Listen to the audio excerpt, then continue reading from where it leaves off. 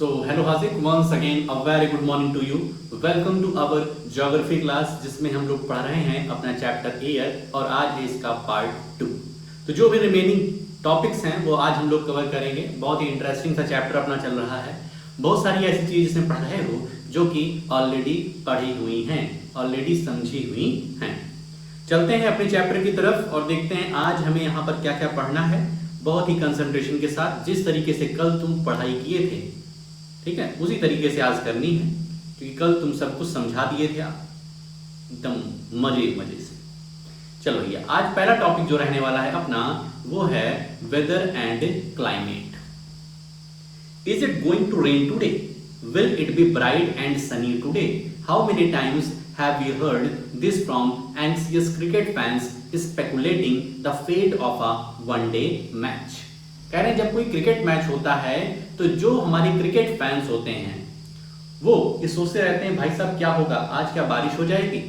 अगर उनकी टीम हारने वाली रहती है तो ईश्वर से मनाते हैं कि भगवान क्या करे, बारिश कर दे। या फिर उनकी टीम जीत रही है तो ये कहते हैं आज एकदम ब्राइट सनी डे हो, अच्छा दिन हो जिससे हमारी टीम क्या कर जाए, जीत जाए।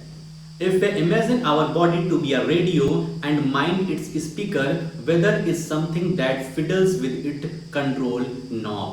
कह रहे हैं कि अगर हम अपने बॉडी को एक रेडियो माने और माइंड को अपने स्पीकर माने, माइंड जो है वो हमारा स्पीकर है, तो वेदर कुछ ऐसी चीज है जो कि फिडल्स करता है। फिडल्स करता है क्या? बेईमानी करता है। तुम स्पेकुलेट कर दो, तुम अंदाजा लगा लो, कभी कभी तुम्हारा अंदाजा सही हो जाएगा लेकिन ज्यादातर गलत ही होगा। फिडल्स मतलब बेईमानी करना, तो वेदर जो होता है वो बेईमानी करता है। तुमको लग रहा है कि हाँ भाई साहब आज तो अच्छा खासा दिन है, अच्छा खासा सन निकला हुआ है, कुछ देर बाद हो सकता है बारिश शुरू हो जाए। होता है ऐसा। Weather is this hour to hour day to day condition of the atmosphere. तो वेदर क्या है? आवर टू आवर जो चेंज हो रहा है, हमारा वेदर चेंज हो रहा है, तो यही चीज है। A hot or humid weather may make one irritable. A pleasant breezy weather may make one cheerful and even plan for an outing. जब hot और humid climate होता है तो हम लोग क्या होते हैं, इरिटेट हो जाते हैं, परेशान हो जाते हैं, घर में ही बैठना पसंद करते हैं। लेकिन अगर प्लीजेंट है, हवा अच्छी खासी चल रही है, तो हम लोग खुश रहते हैं और प्लान बनाते हैं थोड़ा सा आउटिंग के लिए कि आओ थोड़ा सा साइकिल चलाते हैं, आओ थोड़ा सा पार्क चलते हैं, मजे करते हैं। Weather can change dramatically from day to day. However, the average weather or condition of a place for a longer period of time represents the climate of a place. हमारा वेदर तो day to day, hour to hour change हो सकता है, लेकिन climate क्या होता है? Climate the average weather condition of a place for a longer period of time. Climate का टाइम ड्यूरेशन थोड़ा सा लंबा होता है। जो वेदर का चेंज होने का जो सीरीज है, जो उसका पैटर्न है, उसको देख करके हम किसी एरिया के क्लाइमेट को बताते हैं कि ये एरिया का क्लाइमेट कैसा है। ठंडा क्लाइमेट है, ठंडा प्रदेश है, या गर्म प्रदेश है, या फिर यहाँ पर विंडी क्लाइमेट है, ठीक है, हमेशा हवाएं चलती रहती हैं। तो वेदर के पैटर्न को देख करके, वेदर चेंज के पैटर्न को देख करके हम एक लॉन्गर पीरियड का वो लेते हैं, सैंपल लेते हैं और बताते हैं कि इस एरिया का क्या हमारा है क्लाइमेट। ठीक है भाई, तो इस तरीके से कामकाज चलता है।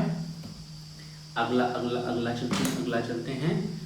हाँ, how now do you understand why we have daily weather forecast? अब तुम समझ रहे होगे कि हम डेली वेदर फोरकास्ट क्यों करते हैं।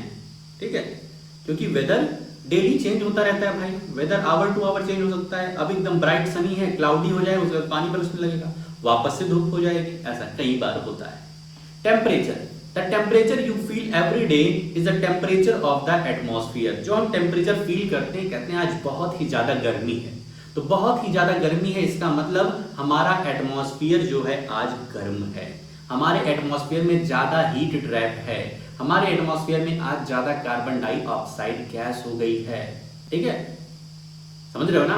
तो उसके पीछे तुम कई सारी वजहें दे सकते हो कि एटमॉस्फेयर में आज कार्बन डाइऑक्साइड गैस की क्वांटिटी ज्यादा हो गई, इस वजह से गर्मी ज्यादा है। ठीक है भाई। The degree of hotness and coldness of the air is known as temperature. ये टेम्परेचर की डेफिनेशन है, सब लिख लेना भाई साहब, पूरा लिखते नहीं हो। तो ई का हो गया,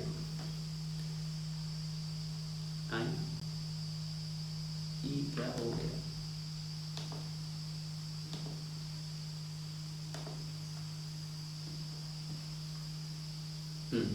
the degree of hotness and coldness of the air is known as temperature. जो हमारे एयर की हॉटनेस या फिर कोल्डनेस है उसी को हम लोग टेम्परेचर कहते हैं। The temperature of the atmosphere changes not only between day and night but also from season to season. जो हमारे एटमॉस्फेयर का टेम्परेचर होता है ये डे नाइट में नहीं बदलता है बल्कि सीजन टू सीजन भी वैरी करता है। Summers are hotter than winters. Summer जो है हमारी वो विंटर से हॉटर होती है। An important factor that influences the distribution of temperature is insolation। कह रहे हैं इंसोलेशन एक फैक्टर है, इंसोलेशन एक कॉन्सेप्ट है जिसकी वजह से टेम्परेचर क्या होता है, अलग अलग प्लेस पर अलग अलग रहता है। ठीक है, तो इंसोलेशन का मतलब समझ जाओ, insolation is the incoming solar energy intercepted by the earth. Insolation क्या है तो समझो, ऊपर से सन एनर्जी आ रही है, सोलर एनर्जी आ रही है और अर्थ के एटमॉस्फेयर ने क्या कर लिया, उसको इंटरसेप्ट कर लिया। इंटरसेप्ट मतलब ट्रैप कर लिया। ट्रैप जब कर लेंगे तो यहाँ का टेम्परेचर बढ़ जाएगा। भाई सोलर एनर्जी को रिफ्लेक्ट मान लो कर दिए तो यहाँ का टेम्परेचर कूल डाउन रहेगा, हाँ कम रहेगा। लेकिन उसने अर्थ ने क्या किया, अपने एटमॉस्फेयर में वो सोलर एनर्जी को ट्रैप कर लिया, अंदर दबा लिया। तो दबा लेगा तो हमारे अर्थ का टेम्परेचर बढ़ जाएगा। तो इंसोलेशन क्या है, तो insolation is the incoming solar energy intercepted by the earth trapped by the earth. What is insolation? Insolation is the incoming solar energy trapped by the earth intercepted by the earth. I hope so clear. The amount of insolation decreases from the equator towards the pole। कह रहे हैं equator पर insolation ज्यादा होता है, equator पर insolation ज्यादा होता है, इक्वेटर पर हीट ज्यादा ट्रैप होती है एटमॉस्फेयर के द्वारा। लेकिन जैसे हम पोल की तरफ जाते हैं तो हीट ट्रैप होने के चांसेस कम होते हैं। इसीलिए therefore the temperature decreases in the same manner। Equator पे टेम्परेचर ज्यादा रहता है क्योंकि वहां पर इंसोलेशन ज्यादा हुआ है, हीट ट्रैप ज्यादा हुई है। और पोल की तरफ जैसे जैसे जाते हैं हम लोग वैसे क्या होता है, हमारी एरिया जो होते हैं वो कोल्ड होने लगते हैं। Now do you understand why poles are covered with snow. अब तुम्हें समझ में आ रहा होगा कि हमारे पोल्स स्नो से क्यों कवर्ड हैं, क्योंकि वहां पर हीट ना के बराबर पहुंचती है। If the Earth's temperature rises too high, it would become too warm for some crops to grow। Temperature यदि बहुत ज्यादा हो जाएगा तो कुछ क्रॉप्स को ग्रो होने में समस्या होगी। Temperature in cities is much higher than that of villages. Cities के टेम्परेचर ज्यादा रहते हैं, वहां पे पॉल्यूशन ज्यादा है, वहां पे कार्बन डाइऑक्साइड गैस ज्यादा है। विलेजेस में गर्मी कम पड़ेगी। The concrete and metals in buildings and the asphalt of roads get heated up during the day। कह रहे हैं दिन के समय में जो कंक्रीट या मेटल से बनी हुई बिल्डिंग है या फिर जो रोड एस्फाल्ट रॉक से बने हुए हैं, जो ये तुम्हारे काले काले रॉक्स होते हैं, ठीक है, छोटे छोटे, जिससे रोड बनती है, ये जल्दी गर्म हो जाते हैं। This heat is released during the night, और नाइट में ये हीट रिलीज होती है। Also the crowded high-rise building of the cities trap the warm air and thus raise the temperature of the cities। और कह रहे हैं जो क्राउडेड एरिया है वहां पर ज्यादा हीट क्या होती है, ट्रैप होती है, और वहां का टेम्परेचर हाई होता है। जो क्राउडेड एरिया है वहां पर हीट रिलीज नहीं हो पा रही है, ठीक है, एटमॉस्फेयर में हीट रिलीज नहीं हो पा रही है, वो नीचे ही रह रही है, इस वजह से वहां का टेम्परेचर क्या है, हाई है। यहाँ पर देखो कुछ इंस्ट्रूमेंट दिए गए हैं, जैसे थर्मोमीटर है, थर्मोमीटर मेजर्स द टेम्परेचर। और भाई साहब तुमको कई प्रकार के थर्मोमीटर दिखाएं, क्लिनिकल, लैबोरेटरी और डिजिटल, ठीक है। बैरोमीटर क्या होता है, मेजर्स एटमॉस्फेरिक प्रेशर। एटमॉस्फेयर जो प्रेशर लगाता है, एटमॉस्फेयर लगातार हम पर प्रेशर लगा रहा है, हमको धक्का दे रहा है, वो हमें फील क्यों नहीं होता है, अभी आगे पढ़ेंगे हम लोग। लेकिन बैरोमीटर जो होता है एक प्रकार का इंस्ट्रूमेंट होता है जो कि एटमॉस्फेरिक प्रेशर को क्या करता है, मेजर करता है। रेन गॉज नाम से क्लियर है, रेन गॉज मतलब ये रेनफॉल को मेजर करेगा, measures the amount of rainfall, तो इसको तो याद कर लेना। विंड वेन इस तरीके से मुर्गा बना रहता है, ठीक है, और इस तरीके से तीर लगाता है नॉर्थ ईस्ट वेस्ट साउथ, ये क्या बताता है, shows the direction of the wind, wind के डायरेक्शन को शो करता है। ठीक भाई, चलो भाई आगे चलते हैं। ये सब क्या है, वेदर के इंस्ट्रूमेंट, वेदर के इंस्ट्रूमेंट। ये डू यू नो जितने भी हैं आज छोटे छोटे मोटे मोटे सब पढ़ लेना और शाम को बताना हमें। एयर प्रेशर बहुत ही इंपॉर्टेंट चीज है, air pressure. You will be surprised to know that air above us presses us with a great force on our body, however we don't even feel it. भाई साहब जो एयर है, जितनी हमारे ऊपर एयर है ना, एयर है वो हमको क्या कर रही है, प्रेस कर रही है। सिर्फ हमें नहीं, तुम्हें भी प्रेस कर रही है। इस दुनिया में जितने लोग हैं सबको एयर बहुत ही ज्यादा फोर्स से प्रेस कर रही है, लेकिन हम लोग फील नहीं करते हैं। भाई प्रेस करने का मतलब होता है हम दबे रहते हैं एकदम, लेकिन ऐसा तो है नहीं। ऐसा क्यों नहीं है, यहां लिखा हुआ है, this is because the air presses us from all direction and our body exerts a counter pressure. Air हम पर प्रेशर लगा रही है और एट द सेम टाइम हम एयर पर प्रेशर लगा रहे हैं।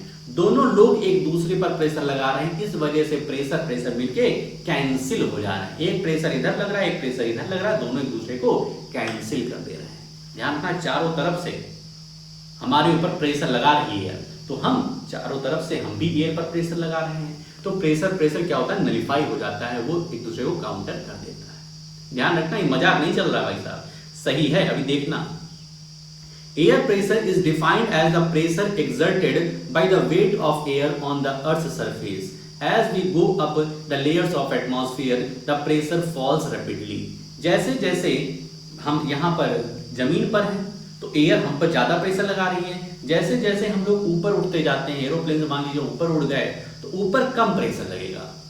ठीक है, हम जितना दूर रहेंगे एयर से उतना ज्यादा प्रेशर लगाएगी, जितना पास चले गए और पास चले गए और एटमॉस्फेयर क्रॉस कर जाएंगे तब एयर कहाँ ही रहेगी, तब हम पर कोई प्रेशर नहीं लगेगा। लेकिन तब बहुत ही ज्यादा खतरनाक चीज होगी। अगर हम स्पेस पे बिना स्पेस सूट के साथ चले जाएं तो इतनी खतरनाक चीज होगी कि क्या ही बताएं। अभी देखो इसमें लिखा हुआ है क्या होगा।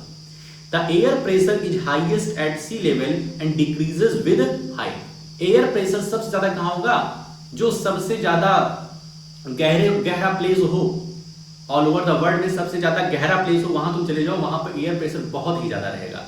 भाई तुम अभी लैंड पे हो, यहाँ पर लैंड पे हो, तो मान लो यहाँ पर प्रेशर तुम पर लग रहा है 5 यूनिट का, ठीक है, और भी प्रेशर लगता है इतना कम यूनिट का नहीं, लेकिन तुम गड्ढा खोद करके घुस गए नीचे, यहां पहुंच गए, तो अब तुम पर प्रेशर लगने वाला होगा 7 यूनिट कुछ करके,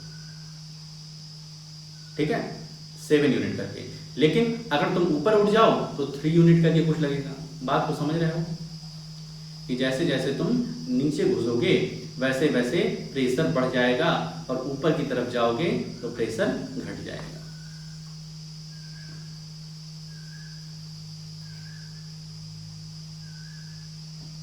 Horizontally, the distribution of air pressure is influenced by temperature of air at a given place।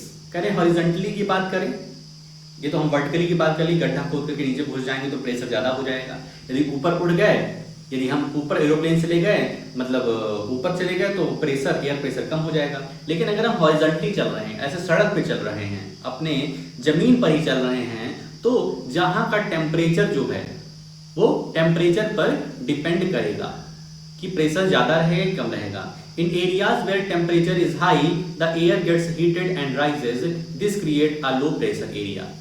जहां का टेम्परेचर ज्यादा रहेगा, बहुत ध्यान रखना, जिस एरिया का टेम्परेचर ज्यादा रहेगा वहां पर एयर प्रेशर लो रहेगा, और जहां का टेम्परेचर कम रहेगा वहां एयर प्रेशर बहुत ही ज्यादा रहेगा। Low pressure is associated with cloudy skies and wet weather. ठीक है, अब तुम्हें यहां पर समझ लो कि एयर प्रेशर कितना खतरनाक होता है। On the moon there is no air and hence no air pressure. जब हम मून में जाएंगे तो वहां पर कोई एयर नहीं है, तो कोई एयर प्रेशर नहीं होगा। लेकिन जब हम जमीन पे थे तो एयर प्रेशर हम पर लग रहा था, हम फील नहीं कर पा रहे थे, क्योंकि हमने तुम्हें बताया कि हम भी एयर पर प्रेशर लगा रहे हैं।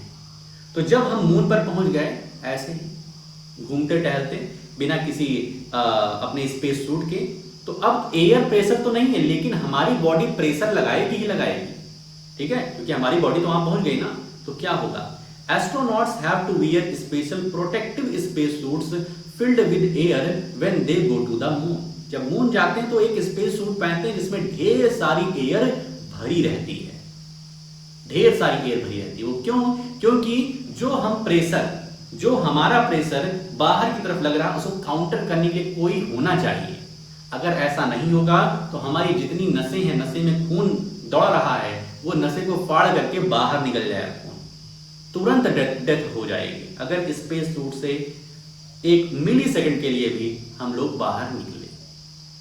If they did not wear the space suit, the counter pressure exerted by the body of the astronauts would make the blood vessels burst. The astronaut would bleed, और एस्ट्रोनॉट ब्लीड करने लग जाएगा, और तुरंत यदि कुछ काम नहीं किया गया, स्पेस सूट में नहीं आया गया, तो कहानी खत्म हो जाएगी। बात को समझ रहे हो? हम अर्थ पे हैं, एयर हम पर प्रेशर लगा रही है, हम एयर पे प्रेशर लगा रहे हैं, काउंटर हो रहा है, एक दूसरे को नलिफाई कर दे, हमें फील नहीं हो रहा है। लेकिन यही तुम चले जाओ मून पर, या जहां पर एयर नहीं है, जहां पर एयर प्रेशर नाम की कोई चीज नहीं है, तो हमारी बॉडी तो प्रेशर एक्सर्ट करेगी अपने चारों तरफ ना भाई। तो अगर कोई चीज काउंटर करने के लिए नहीं है तो हमारी जो वेन्स हैं जिसमें ब्लड बह रहा है ब्लड वेसल्स में, वो सब फट जाएंगी, ठीक है। तो उसको काउंटर करने के लिए एस्ट्रोनॉट क्या करते हैं, स्पेस सूट पहनते हैं जिसमें ढेर सारी एयर होती है, और एयर उस प्रेशर को, जो हम प्रेशर लगा रहे हैं बाहर की तरफ, उसको क्या करती है, काउंटर करती है, ऐसे जिंदा रहते हैं, ठीक है। तो गजब की चीज तुम जान गए होगे आज। In areas having lower temperature, the air is cold. It is therefore heavy. जहां पर लोअर टेम्परेचर रहता है, जहां पे ठंडा रहता है, जहां पे ठंडा प्रदेश है, वहां पर एयर प्रेशर हाई रहता है। जहां पर गर्म माहौल है, वहां का प्रेशर लो रहेगा। Heavy air sinks and create a high pressure area. जो हैवी एयर होती है वो सिंक करती है, सिंक मतलब नीचे आकर के बैठ जाती है, और वहां पर हाई प्रेशर एरिया बनाता है। High pressure is associated with clear and sunny skies. जो हाई प्रेशर एरिया होता है वो क्लियर और सनी स्काईज को दिखाता है, ठीक है भाई, clear. The air always moves from high pressure area to low pressure areas. ध्यान रखना, हाई प्रेशर एरिया से लो प्रेशर एरिया में क्या होती है, विंड फ्लो करती है, ठीक है। अब थोड़ा सा ध्यान रखो, लो प्रेशर एरिया कैसे बनेगा और हाई प्रेशर एरिया कैसे बनेगा, इसको समझ जाओ। अब मान लो यहां पर लैंड है, ठीक है, और एक लैंड यहां पर है, बहुत ध्यान समझो। यहां पर गर्मी पड़ रही है, यहां पे क्या है, गर्मी पड़ रही है, गर्मी इन द सेंस इस तरीके से दिखा दे रहे हैं, और यहां पर थोड़ा सा क्लाउडी है, सन निकला तो हुआ है लेकिन उस पर क्लाउडी है, तो ये थोड़ा सा क्या रहेगा, कोल्ड रहेगा, ठीक है, और ये थोड़ा सा हॉट रहेगा।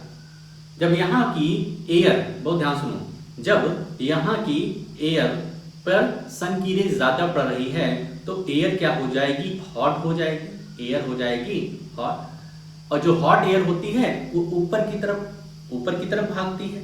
ये तुम समझ रहे हो कि जब हवा हल्की हो जाती है, भाई हवा गर्म करेंगे, हवा हल्की हो जाएगी तो वो ऊपर की तरफ फ्लो करेगी। जब ऊपर की तरफ फ्लो करेगी तो यहां पर क्रिएट हो जाएगा लो प्रेशर, क्योंकि यहां पर चीजें खत्म हो गई हैं, यहाँ की एयर ऊपर की तरफ चली गई है, और यहाँ पर लैंड क्या है, कोल्ड है, तो जो ठंडी हवा रहती है वो नीचे ही बैठी रहती है, एयर जो होती है कोल्ड है तो एयर नीचे ही बैठी रहेगी, तो यहां पर हाई प्रेशर एरिया बना रहेगा। तो एयर जो हमारा एयर होती है वो कहां से कहां फ्लो करती है, तो हाई प्रेशर से लो प्रेशर की तरफ फ्लो करती है।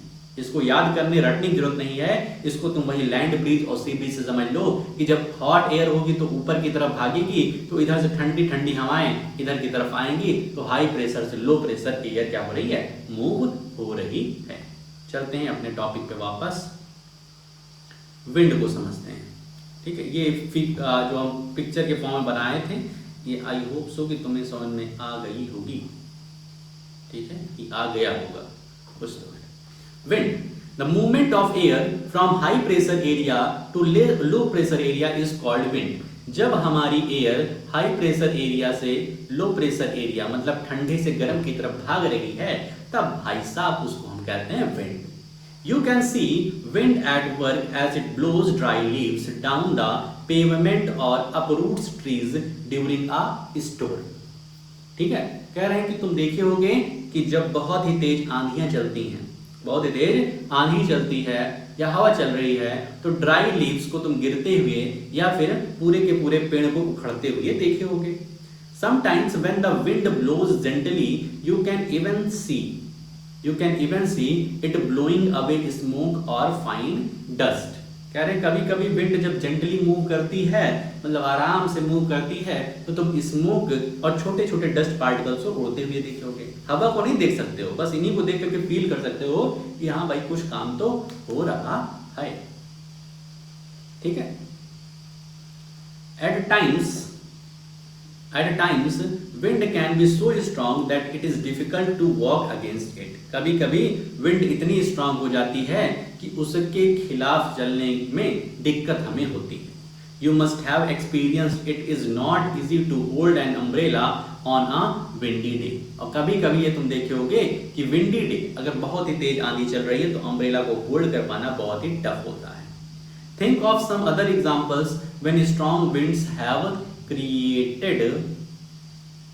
created problems for you. Winds can be broadly divided into 3 types.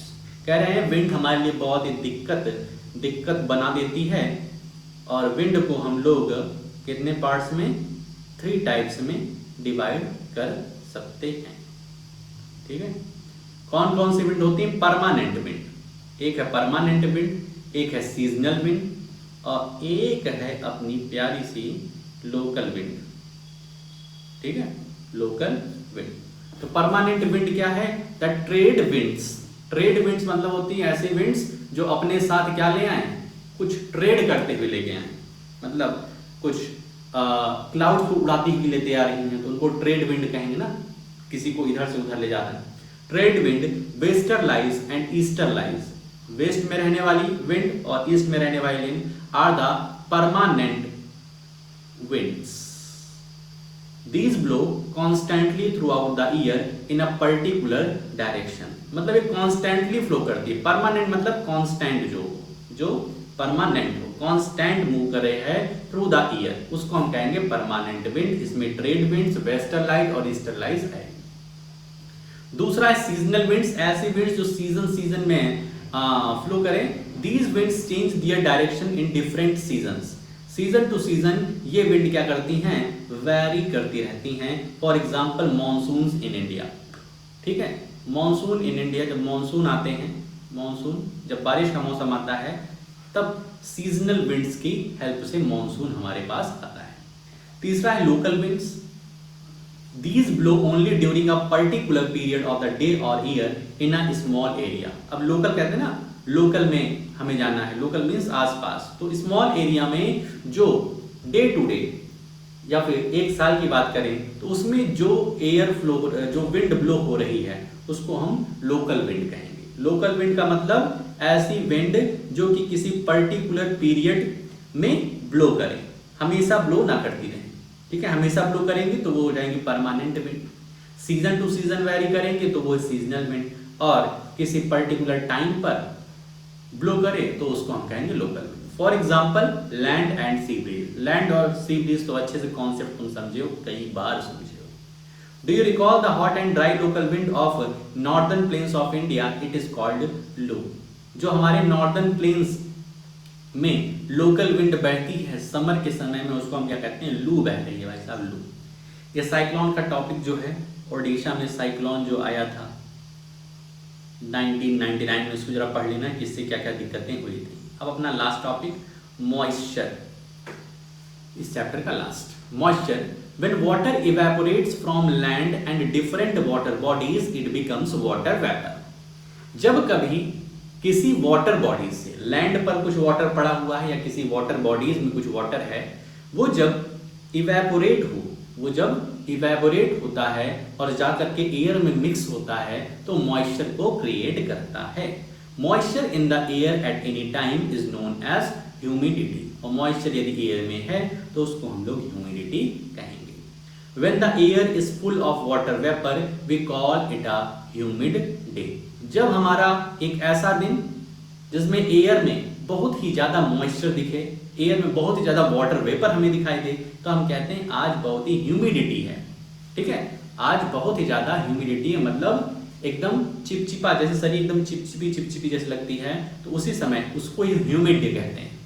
ठीक है, as the air gets warmer its capacity to hold the water vapor increases and so it becomes more and more humid।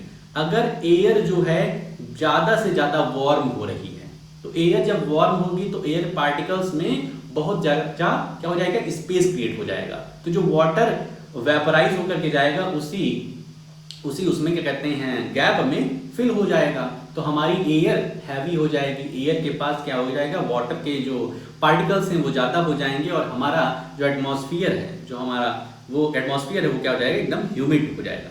On a humid day cloth take longer to dry and sweat from our body does not evaporate easily making us feel very uncomfortable.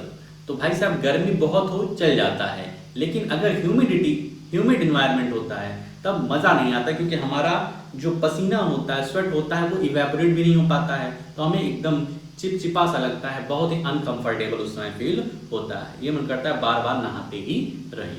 ठीक है, और जो clothes हैं वो ज़्यादा समय लेते हैं ड्राई होने के लिए। When the water vapor rises, it starts cooling। जब वाटर वेपर राइज होता है, ऊपर की तरफ बढ़ता है, तो वो धीरे धीरे क्या होना लगता है, कूल होने लगता है। The water vapour condenses causing formation of droplets of water. और वाटर वेपर जब कंडेंस होता है तो वो वाटर ड्रॉपलेट्स का रूप ले लेता है। Clouds are just masses of such water droplets. और क्लाउड्स क्या है, जो हमारे ये क्लाउड मतलब वही हमारे बादल जो होते हैं, तो क्लाउड क्या है, इन्हीं वाटर ड्रॉपलेट जो वाटर वेपराइज होकर के गया है और एयर में ट्रैप हो गया है, ये हमारे क्लाउड को फॉर्म कराता है। When these droplets of water become too heavy to float in air, then they become down as precipitation। और भाई एक समय तक एयर क्या करेगा, इन वाटर ड्रॉपलेट्स को होल्ड कर पाएगा, फिर एक समय आएगा भाई साहब अब हमसे ना हो पाएगा, तो वो क्या करेगा, प्रेसिपिटेट हो जाएगा, रेन के फॉर्म में आकर के बरस जाएगा। Jet planes flying in the sky leave a white trail behind them. तुम जेट प्लेन्स को देखे होगे जिसके पीछे तुम्हें क्या होगा, एक व्हाइट ट्रेल तुमको दिखाई दे रहा है, ऐसा लगता है कि ये पीछे कुछ इसके स्ट्रक्चर बन रहा है, देखे होगे। मतलब उसमें आवाज नहीं होती, प्लेन्स में इतना दूर रहता है कि आवाज नहीं आती हमारे पास, लेकिन हमको दिखाई देता है कि उसके पीछे कुछ व्हाइट ट्रेल बन रहा है। वो क्यों हो रहा है, the moisture from their engines condenses. जो उनका फ्यूल जल रहा है, जो धुआं निकल रहा है, वो कंडेंस हो जाता है, क्योंकि वहाँ का इन्वायरमेंट जो है बहुत ही ठंडा है। वहाँ का इन्वायरमेंट जो ऊपर है भाई साहब, वहाँ पे ठंड है, तो वो क्या होता है, तुरंत कंडेंस हो जाता है। We see trails of this condensed moisture for some time when there is no air movement to disturb it। और वहाँ पर एयर उसके मूवमेंट को डिस्टर्ब नहीं कर पाती है। इस वजह से क्या होता है, वो जो व्हाइट उससे फ्यूल निकल रहा है, धुआं निकल रहा है, पॉल्यूशन निकल रहा है, वो क्या होता है, कंडेंस हो जाता है। वो एक दूसरे से चिपक के रहते हैं और फिर कुछ देर बाद जब वो थोड़ा सा गर्म होते हैं तो वापस से वो एयर में मिक्सअप हो जाते हैं। Precipitation that comes down to the earth in a liquid form is called rain। ठीक है, प्रेसिपिटेशन जो कि लिक्विड फॉर्म में, जो जब ये बादल जब बरसते हैं तो ये रेन के फॉर्म में आ जाते हैं हमारे अर्थ पर। Most of the ground water comes from rain water. जितने भी हम ग्राउंड वाटर हम लोग पीते हैं, ये कहाँ से आते हैं, रेन वाटर से ही रिचार्ज होते हैं। Plants help preserve water. Plants हर जगह हमारी हेल्प करते हैं, तो प्लांट्स वाटर को प्रिजर्व करने में भी हमारी हेल्प करते हैं। When trees on hillsides are cut, rain water flows down the bare mountains and can cause flooding of low-lying areas। अगर हम पहाड़ों पर से पेड़ को कट कर दें तो जब पानी बरसता है तो पानी पहाड़ में बरसेगा और धड़धड़ाते हुए नीचे आएगा और जो भी नीचे एरिया है उनको तबाह करते हुए आगे निकल जाएगा। और यही अगर प्लांट्स लगे हैं, प्लांट्स हमने कट नहीं किया, ट्रीज लगे हुए हैं, तो पानी क्या होगा, धीरे धीरे धीरे धीरे करके आएगा। जब पानी धीरे धीरे करते आएगा तो धीरे धीरे निकल भी जाएगा। एक साथ पानी नहीं आएगा तो नीचे रहने वाले जो लोग हैं वो बच जाएंगे। तो इसलिए प्लांट को माउंटेन से कट नहीं करना, कहीं से नहीं कट करना चाहिए। कट करेंगे तो CO2 बढ़ेगा, ऑक्सीजन कम होगी, नाइट्रोजन की अधिकता ज्यादा हो जाएगी, जैसा कल तुमने बताया था, तो हमें बहुत ही दिक्कत होगी।